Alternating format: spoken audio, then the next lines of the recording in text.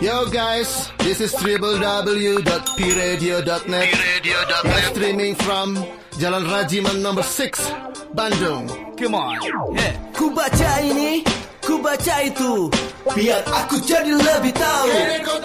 Ku baca ini, ku baca itu, biar aku jadi lebih tahu.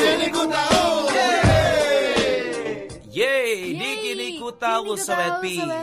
www.pradio.net Gaya Juara nih. Wisnu sama dia yang masih nemenin sore hari kamu. Betul banget, sampai jam 6 sore nanti pastinya Sobat Pi. Harus gini-gini ya. Oh, itu namanya gesture. Oh iya, biasalah, kebiasaan ini ya. Gak apa-apa. Gak apa-apa lah. Nah, ya. tadi ini sempat ngomongin ya bahwa salah satu yang bikin kita kangen terhadap liburan itu tuh adalah kalau di Riau. Kampung halaman. Di Riau ya. Benar. Ya kalau di Riau itu ada ini. Ada kebun binatang. Ada kebun binatang. Mini zoo banyak gitu banget ya. Mini zoo enak banget. Suka diuangin gak sih? Enggak, soalnya di buat belakang jadi tontonan rumah gitu. Ya malah pada kabur ya. Nah, ngomongin soal zoo alias binatang, Sobat Bini, ternyata ada beberapa primata yang juga punya ibu kota. Bukan ibu jari. Baru aja mau percaya ya, tapi ibu nggak jari. jadi. Ibu jari. Ada ibu gitu. jari. Emang ada beberapa yang nggak punya ibu jari ya? Ada. Emang dia pikir kuda dan kambing itu punya ibu jari? Oh, nggak punya sih. Nggak punya kan? Iya, makanya. Ada apa aja nih? Hewan-hewan primata yang punya ibu jari ya. Jari. Atau yang dikenal dengan nama opposable thumb.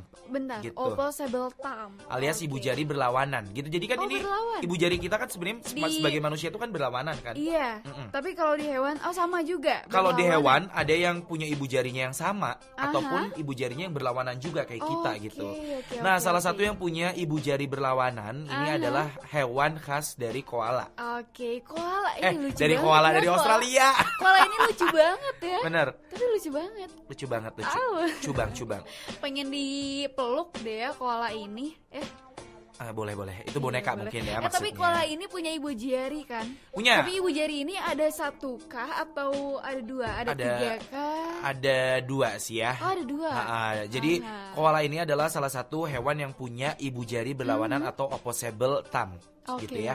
Selain itu, koala juga di kakinya juga punya ibu jari juga di kaki gitu. juga ada ibu jarinya. Berarti benar. Sama kayak manusia ya? Sama sebenarnya kayak manusia. Jadi secara total ini koala tuh justru punya 6 ibu jari berlawanan loh ya. 6, bentar. Berarti 3 di tangan, 3 lagi di kaki gitu. Iya. Ada 6 ya. Ada 6. Kayak kebayang manusia kalau ibu jarinya ada 3, nggak kebayang sih. Nggak usah dibayangin ya, gitu ya.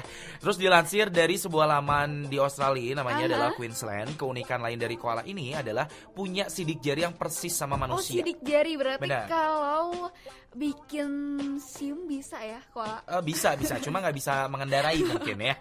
Atau bisa sebenarnya mengendarai pohon ya? Boleh. Iya boleh lah. Pohon dikendarain ya, setahu saya dipanjat. Dipanjat, harus ada SIM dulu ya koala. Iya.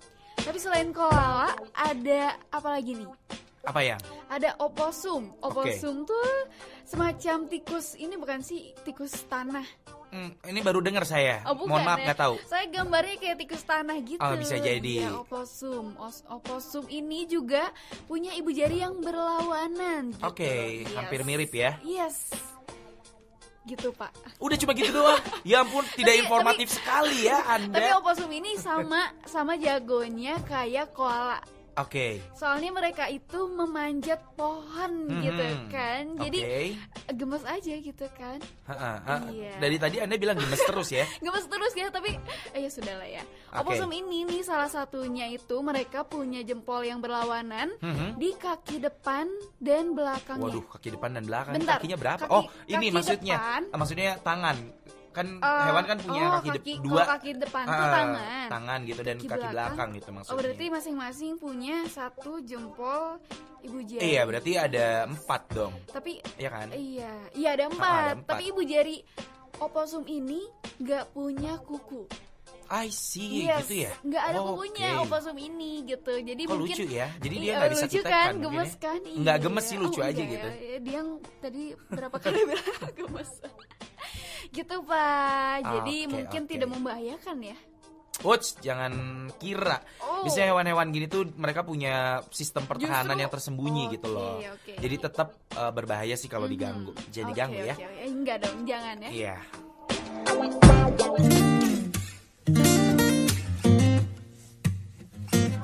Apa yang kita bahas pada pertemuan? Iya benar sekali Linda. Bahwa dalam video yang kita tonton tadi mencerminkan gimana sikap. Nah, sekarang sebelum kita mulai pembelajaran, Ibu ingin masing-masing kalian merapikan dulu meja kursinya. Wakibel, waktunya kita belajar.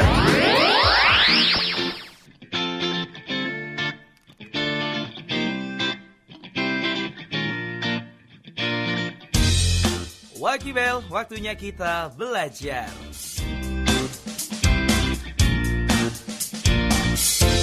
Waduh, nggak kerasa nih Sobat Pi, kita udah mulai sih ya. Lebih tepatnya di Wakibel, waktunya kita belajar. Seperti biasa Sobat Pi, di sore hari ini kamu biar tambah banyak lagi wawasan kamu, kita akan belajar bareng ya di sore hari ini di CBSA Curhat bareng saya tuh. Bareng sama Wisnu, kamu bakal belajar bareng soal ekonomi kelas 11. Ternyata ada macam-macam sistem upah di Indonesia. Nah, sebelum ngebahas lebih lanjut soal upah, ini Wisnu pengen cerita dulu nih. Pernah gak sih kamu gitu ya dimintain tolong sama mama kamu beli telur gitu ke warung. Nah, terus pas pulang kamu dikasih kembaliannya. Tapi sama mama kamu tuh dikasih kembaliannya ke kamu, nggak dibalikin lagi ke mama kamu. Pernah gak sih kamu kayak gitu? Atau jangan-jangan kamu nilep nih? Nah, kejadian kayak gitu Sobat Pi, ini bisa dinamakan di mana kamu mendapatkan upah atau mendapatkan uang atas jasa yang kamu berikan. Dan setiap pekerjaan yang dikerjakan secara profesional ini akhirnya nanti akan dihargai dengan upah yang diberikan. Nah, sebelum itu kita bakal ngebahas dulu nih sebenarnya apa sih pengertian dari upah itu sendiri. Well, jangan lupa dicatat dengan baik atau diingat-ingat sama kamu, atau kalau mau direkam juga boleh banget. Oke, kita bakal ngobrolin soal upah di ekonomi kelas 11. Sebenarnya pengertian upah sendiri adalah hak yang diterima dan dinyatakan dalam bentuk uang sebagai imbalan terhadap jasa pekerjaan yang telah dilakukan. Jadi nggak salah dong Sobat Pi kalau suatu saat nih kamu mengerjakan sesuatu terus kamu dikasih uang. Itu artinya kamu sedang diberi upah terhadap pekerjaan yang kamu lakukan. Nah, biasanya Sobat Pi dalam perusahaan sendiri itu selain untuk memotivasi, upah juga diberikan dengan dua tujuan lain. Yang pertama adalah menarik pekerja berbakat agar mau bekerja di perusahaan tersebut. Dan yang kedua, mempertahankan pekerja terbaik atau teladan untuk tetap bekerja dan gak mau pindah tuh ke perusahaan lain. Makanya gak heran ya, di beberapa perusahaan besar akan memberikan upah yang tinggi nih supaya kamu gak pindah ke lain hati. Kalau ngomongin soal di Indonesia nih, ternyata upah di Indonesia diberikan kepada pekerja di Indonesia dengan beberapa jenis Sobat Pi. Dan juga ada beberapa jenis cara pembayarannya. Yang pertama, ada sistem upah menurut waktu Sobat Pi. Ingat ya, diingat-ingat nih. Jenis-jenis sistem upah yang pertama adalah sistem upah menurut waktu. Nah, dalam sistem pembayaran upah berdasarkan waktu ini, upah dibayarkan berdasarkan lamanya seseorang melakukan pekerjaan. Upah ini bisa didapat atau diberikan secara harian, mingguan, atau bulanan. Kalau kamu pernah part-time atau kamu nge-freelance deh ya di sebuah kedai kopi gitu atau di mall gitu. Nah, itu artinya bisa jadi upah kamu diterima setiap berapa jam sekali Sobat Pi, atau setiap 8 jam sekali, dan lain sebagainya. Yang kedua dari sistem upah adalah sistem upah borongan Sobat Pi. Nah, bedanya upah borongan ini adalah upah yang diberikan pada awal pengerjaan suatu hal sampai hal tersebut selesai, tanpa adanya penambahan upah jika ada penambahan pekerjaan. Misalnya gini deh Sobat Pi, sama Wisnu dikasih contoh ya. Misalnya ada seorang bernama Pak Salam nih, pengen bikin rumah 2 lantai. Akhirnya ia mempekerjakan tukang yang dibayar sebesar 20 juta dari awal hingga rumah tersebut siap huni. Nah, tanpa adanya penambahan upah kembali dan biasanya dibayarkan di awal pengerjaan. Biasanya sistem upah borongan ini dilakukan untuk pekerjaan-pekerjaan dengan jenis bangunan gitu ya, atau properti dan lain sebagainya Sobat Pi. Alright, ada lagi nih yang ketiga adalah sistem upah co-partnership. Sistem ini adalah sistem yang memberikan upah kepada pekerjanya berupa saham atau obligasi perusahaan. Dengan memberikan obligasi atau saham, perusahaan berharap pekerjanya mempunyai rasa memiliki kepada perusahaan tersebut sehingga bisa lebih produktif. Sebenarnya Sobat Pi masih ada lagi sistem upah lainnya seperti sistem upah premi gitu ya, sistem upah berkala dan lain sebagainya. Tapi kamu coba deh cari sendiri apa sih pengertian dan juga bedanya sistem upah premi dan juga sistem upah berkala dibanding sistem upah yang udah pernah yang Wisnu tadi obrolin bareng kamu Sobat Pi. Kalau udah ketemu kasih tahu ya, Wisnu tunggu di www.pradio.net Juara. Dia habis ini bakal nemenin kamu di Waki Bel selanjutnya. Stay streaming.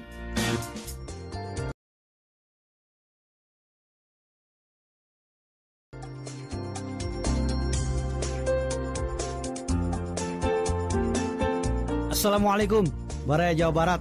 Halo Sobat Vi, saya Urjana Ulum, Wagub Jabar. Semoga Vi Radio menjadi media informasi yang terus serta memajukan dunia pendidikan di Jawa Barat dan di Indonesia pada umumnya. Streaming terus di www.viradio.net. Gaya juara. Waktunya kita belajar.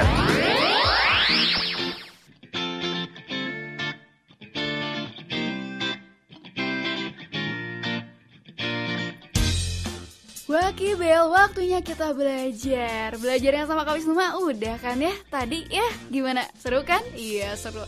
Tapi lebih seru sama Diang ya Sobat Pi. Kalau sama Diang mah belajarnya sambil santai lah ya, sambil ngemil-ngemil dikit, sambil minum teh biar santai banget ya. Di Wakibel hari ini Sobat Pi, Diang bakal kasih tahu kamu tentang pelajaran bahasa Indonesia kelas 10 nih, tentang unsur-unsur pembangun puisi.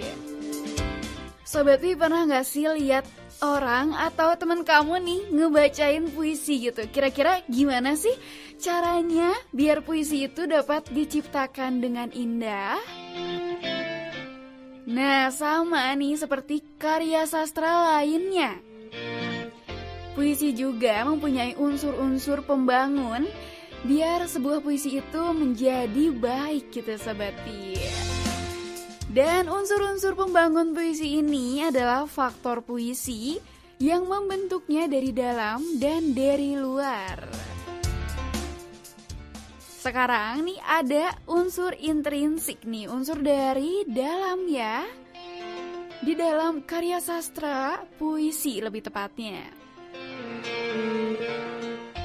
Sobat Pi pasti tahu dong ya, hal pertama unsur intrinsik untuk puisi itu adalah tema.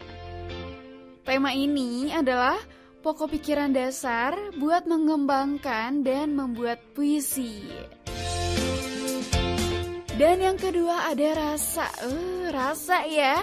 Ini rasa ini kayak kamu sayang sama temen kamu sayang sama sahabat kamu gitu. Biar makin hubungannya makin langgeng ya, sama kayak di puisi ini. Rasa itu dibutuhkan Sobat Pi. Karena sikap penyair itu terhadap pokok permasalahan yang dapat dalam puisinya gitu. Nah, pengungkapan tema dan rasa erat ini berkaitan dengan latar belakang sosial dan psikologi penyair. Misalnya nih, latar belakang pendidikan, agama, pengalaman sosiologis dan psikologis, dan pengetahuan. Dan yang ketiga, ada juga nada, yaitu sikap seorang penyair terhadap pembacanya. nada juga berhubungan dengan tema dan rasa Sobat Pi. Jadi penyair dapat menyampaikan tema dengan nada menggurui, mendikte, bekerja sama dengan pembaca untuk memecahkan masalah, dan bisa juga menyerahkan masalah kepada pembacanya. Dan bisa juga nih dengan nada sombong atau dengan nada menganggap rendah pembaca. Jadi Sobat Pi, nada itu bermacam-macam ya Sobat Pi. Yang keempat, ada amanat atau tujuan yang dimaksud, yaitu pesan yang ingin disampaikan pengarang kepada pembaca atau pendengar. Dan yang kelima, ada gaya bahasa nih. Di dalam sebuah puisi ini, Sobat Pi, ternyata banyak dijumpai rangkaian kata yang bersifat konotatif, berlebihan, ataupun terkesan merendahkan diri. Nah, inilah Sobat Pi yang disebut sebagai gaya bahasa dalam puisi. Dan ada juga rima. Rima itu adalah kesamaan nada atau bunyi. Dan rima ini Sobat Pi biasanya dijumpai nggak cuma di akhir tiap larik atau baris, tapi juga bisa dijumpai di antara tiap kata dalam baris. Yang ketujuh, ada tipografi, yaitu bentuk penulisan puisi nih. Secara umum sering ditemukan puisi dalam bentuk baris, tapi ada juga puisi yang disusun dalam bentuk fragmen-fragmen, bahkan dalam bentuk yang menyerupai apel, zigzag, atau model lainnya. Yang kedelapan, imaji. Penyair juga sering menciptakan pengimajian atau pencitraan dalam puisinya Sobat Pi. Dan yang terakhir nih, ada kata konkret. Ada keinginan penyair untuk menggambarkan sesuatu secara lebih konkret atau berwujud nih. Oleh karena itu, dipilih kata-kata yang membuat segala hal itu dapat terkesan, yang dapat disentuh gitu kan. Bagi penyair itu, hal itu dirasakan lebih jelas Sobat Pi. Itu dia Sobat Pi tentang unsur-unsur pembangun puisi pelajaran bahasa Indonesia kelas 10 ya. Dan jangan kemana-mana karena masih ada Diang dan juga Kak Wisnu yang bakal nemenin kamu sampai jam 6 sore nanti.